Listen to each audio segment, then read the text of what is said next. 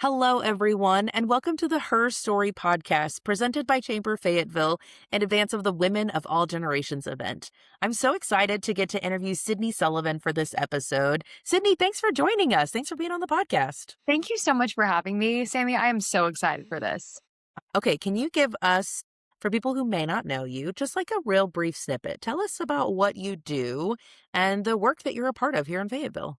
I love it. So I, from 9 to 5, if you will, am the publisher of Fayetteville City Lifestyle Magazine. As you can see on the wall behind me, we've got some covers there. And outside of that, I love just being a part of Fayetteville in many facets, whether it's posting freelance for social media, different brands in our city on Instagram. In addition to that, I'm actually the author of the College Girls Guide to Fayetteville that came out just 3 years ago. Oh, nice. I did not know that.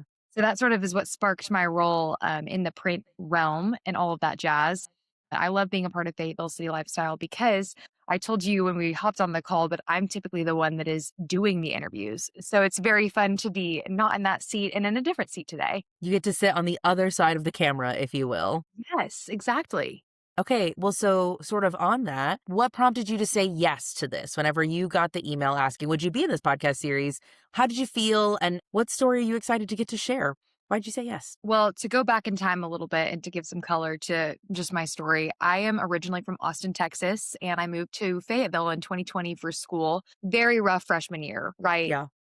We got COVID going on, a little bit of lack of social interaction, no classes in person. And so at first, I really didn't think that I liked Fayetteville all that much because of all the experiences I went through. I got COVID, Right. mono, tonsillitis again. Oh, my goodness. Yeah. So then, 3 years later, I'm 2021. I'm kind of liking a little more. 2022, I'm like, this place is kind of awesome. And then 2023 rolls around. And that's when I had published the College Girls Guide to Fayetteville, which led me to the magazine. And I started at the magazine post grad as just a writer, just a freelance writer with a 9 to 5 in a separate tech sector of this Northwest Arkansas landscape.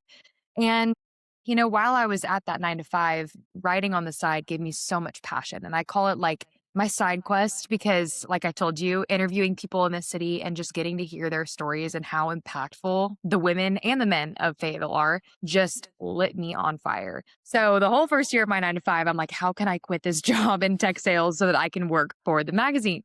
Yeah. And funny enough, the Lord works mysterious ways. Gavin, who is the owner of Fayetteville City Lifestyle, had reached out and actually offered me a full-time role as the publication director. March of 2025, I took on that role and really got to learn under him as an apprenticeship model. So it was kind of like he does, I watch, I help, he watches. And then I think there's a way of stating this. It's much more, eloquent than I am right now, but basically I just got to watch him in all his facets of the business, and this past February stepped in as publisher. So as someone still in their 20s who didn't even think they would be here post grad and is now like obsessed with Fayetteville beyond belief and getting to share stories of our community every single month, this podcast was just such a natural yes for me because I love everything that the Chamber does. And especially this event for women, I think it's so impactful. So to get to share even a snippet of my story as one of the people in the city is such an honor. I love that. Thanks for sharing and just giving us a little bit more of the full picture of kind of who you are and what brought you here. I want to stay on this focus of Fayetteville for a moment.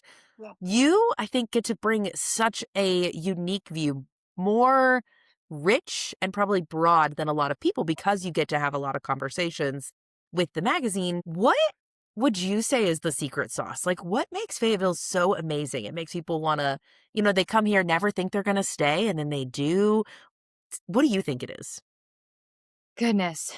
There's a lot to that, I think. And I think the main thing is that everybody chooses their own flair and they lean into that. They don't feel like they have to fit this mold of some specific industry or niche or sector. I think there's something for everybody here. I'm not a big mountain biker, but if you like to mountain bike, you can take that and run with it. If you are somebody that wants to be entrepreneurial, Startup Junkie, talk about all the work that they've done to just help further that culture. The farmers market, if you're somebody that loves to support local, and not only just the farmers market, but all the different makers markets here. Vintage clothing, I love vintage clothing. So getting to go to those types of stores and just support small businesses. But everybody here, I feel like, has something that they love that they bring, and it together creates this mold of just a funky city. And if we didn't have all those little facets, it wouldn't be like that. But I think that we just harbor creativity here, and that is what allows people to really rein that in and go for it.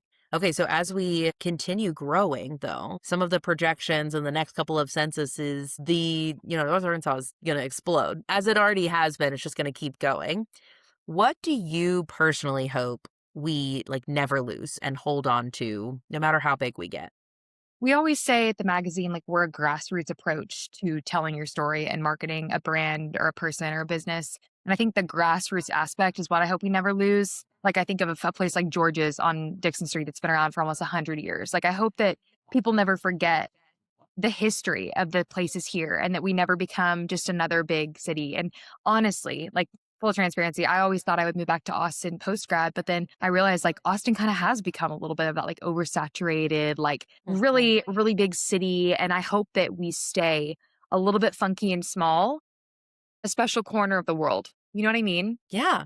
Yeah, Yeah. I would agree with that. When I was growing up, I'm a Fayetteville native, and I remember getting to go both to Austin and to Portland, and I described it that I thought Fayetteville was Austin and Portland's, like, younger sibling that was, like, a little bit annoying, but also, like, "I wanna be just like you when I grow up." Yes. And in some ways, we are very similar to the funky vibe, and also because we're younger, we haven't grown up completely yet. We can still kind of keep those childish, silly, weird, fun roots. I think about that a lot. And I think too, I love shopping small. I love supporting the mom and pops of this place and even just the restaurants. Like something Mhm, that speaks to me a lot is like not getting a coffee from Starbucks, but going to like Dodo or going to Baba Boudin's, like places like that that have real rich history and aren't just mhm. like a dime a dozen. I think if we can continue to do that, then we will continue to see character in our city. So I've always encouraged people, and I always will, like if there's a new place that opens and it's someone that you know that has opened it, like go support them because that goes such a long way that we don't even know sometimes. Yeah, the individual people showing up 1 cup of coffee at a time is what keeps a coffee shop in business, whether it's a coffee shop or another business. Show up for the people. I love So that. That's such good advice. And I'll also state that, like, with the magazine, when we get to tell a story and see the aftermath of what happens, like, we'll hear, through the grapevine, like, what happens. Like, if a piece that we've done on an artist sells a piece of art, like, that is so impactful. Or if Mm. we feature a new development that's coming to town and somebody decides that they want to invest in that project, like, all of these things can be accomplished through, like, telling someone's story. And that's why I think I love what I do because I get to see the reverberations of how it supports, like, that one cup of coffee, if you will. I love that. Okay, shifting in more on what you do and kind of your journey. Can you tell us about a moment within just sort of your history? Maybe you felt like you didn't belong in the room you were in or you didn't belong at the table. What did you do and how did you react in that moment? Man, it's funny. I go in like ebbs and flows of this, I think, to this day. So I'm not going to say that I'm past it, but I'm 24 and I feel like a lot of the times that the role that I'm in, I should not be there. And I sometimes am like, how did I get here? But what I remind myself is like along the way, I have always challenged myself in life to consistently put myself in rooms where I truly don't belong and where there are people that are better and more successful than I, because that is the best way to learn. And that's Mhm. the best way to be thought of for opportunities is to have that abundance mindset of like, just because I'm like a nobody does not mean that I'm truly a nobody. Like this room is full of people that I can introduce myself to, and therefore, like something will come of that. And so I remind myself of that, like 15-year-old me would never have imagined that I'm here, but somehow I am. And that means that I'm supposed to be. And I think that there's nothing's an accident. So really just I think it's a mindset thing a lot of the times of like shifting that like, oh my gosh, why am I here? I can't do this to like somebody put me here. So it wasn't on accident. And that usually snaps me out of it. That's good. That's really good. And I think that sometimes when I find I get stuck there, that snap out of it is then like, oh, I know what I'm doing. Like, I Yeah. actually am not the imposter. I can at least do one next thing. So I love that. That's such good, not just advice for yourself, but also for people who might be hearing this if you're in that same situation. Because everybody started, we were all babies at one point, Oh right? my Like we're gosh, all yes. just humans. And I think a lot of the times, one of my favorite things is watching people that are really successful or maybe they're famous and they just talk about how they were just a normal person and then they took chances and they kept making themselves uncomfortable. For me, going to a chamber of commerce event alone is very uncomfortable. It's not my favorite thing to do, like truly. Yeah. But every time I do it, I walk out and I'm like, that was way more fun than I thought. I channel Tate McRae, one of my favorite singers a lot of the times Yeah. because if I pretend like I am her, then I'm like, okay, I'm not me walking in, I'm her. So Yeah, takes the why pressure not? off. Yeah. I love that, and I think that I I have a joke with my mom and my business partner that we are probably about 3 or 4 years in to our 10-year process of becoming an overnight success, because there is something about that it's just showing up every day that and doing the thing that made you uncomfortable and continuing to do that then all of a sudden, you're an overnight success or you have arrived and all of these things, and it isn't that. It's just showing up anyway and doing it a little bit afraid, putting on a persona if that's what you need to do, so Yeah. And a lot of the times you won't have to do that after a while. It will be like a natural thing. But in the beginning, you totally can channel like Dolly Partner, whoever it is that gives you that va va boom of confidence. I like it. Okay, if you were maybe talking to yourself not that long ago, but right at the beginning of your career, what advice would you give yourself or encouragement even, like, continue doing this thing from where Yeah. you're sitting now? When I look back at starting in technology, which is something I've never been passionate about, but I did think like sales might be something that I could work towards. I felt like a fish out of water at that job.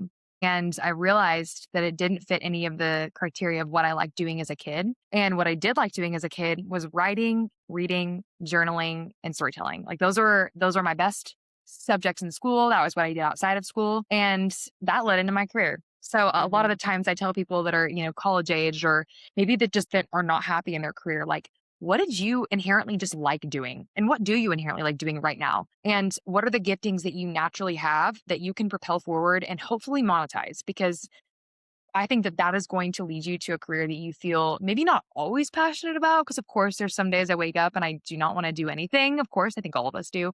But Mhm. I feel so much more like a fish not outside of water here than at that job. So just really leaning into your passions is what I would advise for people and just encourage you to do. I really like that. So we looked back at your start of your career. What do you think 10 years from now you, see 34-year-old you, what is she going to be thankful that today Sydney is doing? You know, look back and be like, oh my gosh, I'm just like so glad that 24-year-old me did these things. What are those things going to be? Career wise, I would say being uncomfortable, never letting yourself get comfortable. Cause I think the second you get comfortable is the second you stop growing. Number two is being a lifelong learner. And this sounds cheesy, but I do mean it. Like, I love listening to podcasts, specifically for me, like on marketing, branding, strategizing, but even just random things about like health. I love Andrew Huberman's podcast. And speaking of health, I think one of the biggest things that I have really maintained a priority in is just like my fitness and my wellness and making sure that I don't just let myself go and stop taking care of myself because I'm putting a career first. I want to be able, when I'm 90, if I live that long, praise God, hopefully, to hold my grandchildren and carry them still and like be healthy and have a longevity approach to life. So that's one that I think isn't talked about a lot in the career sector, but is very important. And then just like remembering that people are the number one joyful part of life. And so every meeting I go into at work, like I think I'll be proud of myself for not seeing someone and thinking like, what can I get from this person? But like, how can I leave this person better than I found them and encourage them and truly just learn their story outside of like, this is a business meeting. Like, no, that's a person in front of me. So those are the things I think that 34-year-old me will be excited and happy that I did and hopefully will continue to be doing at that age. I love that. That's such a good answer. Shifting, we're bouncing around all the different things. I love it. Have there been any men in your life who've been particularly good cheerleaders for you along your journey? And how did they show up for you when it mattered most? I'm currently reading a book right now called The Soul of Shame, and it talks about how like Ooh. shame shows up in your life. It's by Kurt Thompson, fabulous novel. And it talks about your childhood and how that impacts you and how you show up. And I will say one of the things I'm so grateful for is that my dad always told me he was proud of me. And I know that's not everyone's story, but my dad did not have a father figure in his life and he really had to do a lot himself. And although he didn't have the greatest childhood, he made sure that I have. And I always grew up knowing that he was proud of me and that he could see me doing big things. And he encouraged me to do entrepreneurial things. And I think a lot of people feel like they have to work a 9 to 5 because it's stable and that feels more expected. But with just that knowledge in my mind of like, okay, he thinks I can do this, so I can do this, that really stuck out to me and has made me, I think, who I am today. That's really good. And I like that you acknowledge, not everybody had this, but we're gonna be grateful for the things that we did get the opportunity to have. I Yeah. love that. I want us to put ourselves in the room on June 16th at the Women of All Generations event. There are going to be people up on the stage who've been building careers since before you and I were born. What is a question you would like to ask them if you could ask anything? And maybe not just them, but the people who've come before us, if you will. I think one of the things I love asking other women is what is the piece of advice that you take with you like every day? Because I think a lot of us have something that we've heard that kind of guides our ship, if you will. Or Mhm. what is the thing that is your guiding force, whether it's their faith or whether it's something else? I really just want to know, like, what is people's motivation that keeps them going? Because I think a lot of times, like, we hit a phase of burnout where it's like, why am I still doing this? And everyone has their answer of what's keeping them going. But I would love to hear that from these women. And then additionally, what about Fayetteville in their career has been different than if they were in a different city? Why Fayetteville specifically? Why have they built their life and their career and their families here? And what's special about the city to them that they found so much joy in? Those are really good questions to ask them. And I'm Yeah, sure that the event organizers are going to get to farm these podcasts. Be like, and now coming from Sydney in the episode of the podcast, here are these questions because I want to know those answers as well. I think that'll be really I good. know. What would your question be? I'm curious now for you. I would want to know what is a moment that you thought was going to turn out horribly that worked out for you? Like, what is that moment, like the do it scared thing that you really weren't sure about? I think that my own self, I'm in a place of my roller coaster where you're like cranking up the hill, being like, oh my gosh, what have I strapped myself into? And that fear before it, I call roller coaster scared, where it's like, I'm still going to stay on the roller coaster. I don't think I'm going to die, but like, whew, you know, like, oh, it's still a little scary there for a moment. So I want to hear about those stories from other people just to give my brain more evidence that we do actually survive the roller coaster, even though it feels a little scary.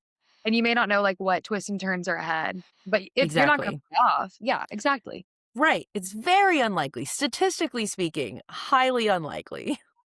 I know. I Not think more people, impossible. what's the stat there? Like more people get vending machines follow them than like roller coasters are eaten by sharks. So I think we're good, Oh, but okay. still need to know. Still not zero Yeah. chance. So Still I want to think about within your industry specifically, what are your thoughts on like the glass ceiling? Do you think that it's still there for women, especially within sort of journalism and print or, I don't know, more. the storytelling jobs and arts, if you will? Because it's kind of marketing esque as well. You know, I'm sure that, and I think it's a scenario based Mhm. situation, right? Like for me, for example, Gavin, who owns the magazine, Gavin McGee, he's the founder of the magazine. He has never made me feel like there's a glass ceiling. And I think Mhm. that's such a gift. I know that again, like situationally, not everybody feels like that. And some people have been put in situations where they are like tapping and the glass is not breaking. I think it's what we talked about too. Even if you are surrounded by people who think differently than you, think of how far women have come. I mean, we have made strides. And I think we can continue to do that by just showing up and putting ourselves in situations, believing in ourselves, and not letting there be a glass ceiling. Like if someone tells me there's a glass ceiling, I'm sorry, I will literally do whatever I can to break it. So don't let yourself think that there is one. Even if there is, there's not. I refuse to accept that narrative. And I think that will take you so far in life. I love that. That's such a good perspective and take on things. Mhm. Okay, we're coming to the end of our episode. We're going to jump into some rapid fire questions. And I'm going to attempt to not ask all the follow up questions that I want to ask to dig in more. We're going to keep it rapid if I Okay. can. First question. What is a job that you wanted to be when you were a kid? Mm, this is random, but I wanted to be a Disney princess, but not in the way of like, because I wanted to be a princess. I love the hospitality aspect of Disney World. And as a Hmm, hospitality major, I always like thought their internship program was so cool. That's my short answer for you. I love it. That's so good. All right. Beach, mountains, city, or staycation? Beach 100 times over. I love it. I love it. I love it. All right. A bonus hits your account today. You decide how much. What's the first thing you're going to go do with it? So my husband and I have talked about taking a trip to Italy for a month and Mm, go everywhere from Cinque Terre to eating every single bite of gelato there is in the entire city of Florence. That's where I really want to go. And then maybe we'd hop over to Paris, go to the Eiffel Tower. I just love Europe, and I think that we need to spend some time there. So that would probably be my first pick. I like it. All right. Next question. If you could describe your wardrobe in 3 words, what 3 words would they be? Not enough clothes. You would think I'm a girly girl at heart. You would think that I would love to shop, and I don't hate it, but I don't do it. And I literally have some outfits that I've had since maybe high school, maybe even middle school in my closet today. And if I do go shopping, my favorites are A-Line Consignment Boutique, Plato's Closet, House Collective, a vintage market or Dillard's. But I'm not a big fashion person. I'll be honest with you. I don't know. I find that very hard to believe because every time I've seen you, you always look stunning and have such cute outfits. So you Really, can think that about yourself, but I don't know that that's a real fact about you, that you're not a fashion person. I really respect that third party opinion because I'm glad that I come across that way. Every time I walk in there, I'm like, I don't know. I have nothing. And maybe it's just me. I don't know. Thank you though. I think it's just you. You might Sweet. look in the mirror literally and be like, oh, look, this is cute. Okay, last question. If you have, can you share with us a goal that maybe you haven't told a lot of people about yet? So, one of the goals that I've thought about is writing not a memoir necessarily, but collecting advice from all types of women of all generations, maybe just women in their 20s, but collecting a bunch of advice. If people's like, maybe it's their moment of like, didn't think they were going to make it, and then something happened. It was unexpected in a good way. Maybe it was a bad way. Maybe it came back around. And just having that for women in their 20s in that post grad stage of life, because there's no similarity anymore. Like some people are married with their first child at 21. Some people are single living in the big city being a fashion designer. Other people are working in the Tyson chicken house. Like there's just no similarity. And I joke with my friends a lot that we need to do like a PowerPoint out of all the careers that there are. And it's very easy to feel like you're not on the right path or the right timeline or that you're way far behind somebody else. But I think that looking at a bunch of stories all at once and seeing like there really is no right answer on like where you're supposed to be at any point in time would be really helpful for me. And so I assume that it would be helpful for others who are in similar stages. So that's one of my dreams. Haven't started on it, haven't said that out loud, but we'll see what happens. Well, thanks for saying it out loud with us here. I think that that's an amazing idea. And it's 1+1 vote in that direction. I would agree that I think that there's so many people who would benefit from that. And not just people in their 20s. I think people in their like 50s and 70s would benefit from that. That life is so diverse and unique and, run your own race. You don't have to run everybody else's race. Are you doing something that feels fulfilling and satisfying to you? Excellent. Are you doing something that's harming others? Maybe not excellent, but like, Yeah. let's continue to find ways to not have to just compare and judge all the time. 100%. And I do want to shout you out because earlier this year I went to a lunch and learn that you had hosted and you were talking about goal setting Mhm. and just the way that you framed it. It was so impactful of like my goals don't have to look like the person next to me at all. And in fact, they don't. And that's okay. And here's how I can achieve those in a way that is, structured and makes sense because it's hard. We have all these goals, especially as powerful women with a lot of ideas in our heads. Right? Uh, but you just killed that and it has stuck with me a lot this year. So Well, thank you. I so appreciate that. It's yeah, always good to know, to share with people the impact that they have on you and maybe others listening. Well, maybe that's our call to action right now. Like, take a moment and send a message to somebody who's made an impact on you because I'm sure they'll appreciate it and it'll make everybody feel a little bit better. 100%. Sydney, thanks so much for this conversation today. Thanks for being one of our interviewees on the podcast. Thank you for having me. And your questions were so wonderful. I really appreciate you giving me a space to chat. I love it. All right. Thanks everyone for listening. This has been the Her Story podcast with the Fayetteville Chamber. Tune in next time to hear another story.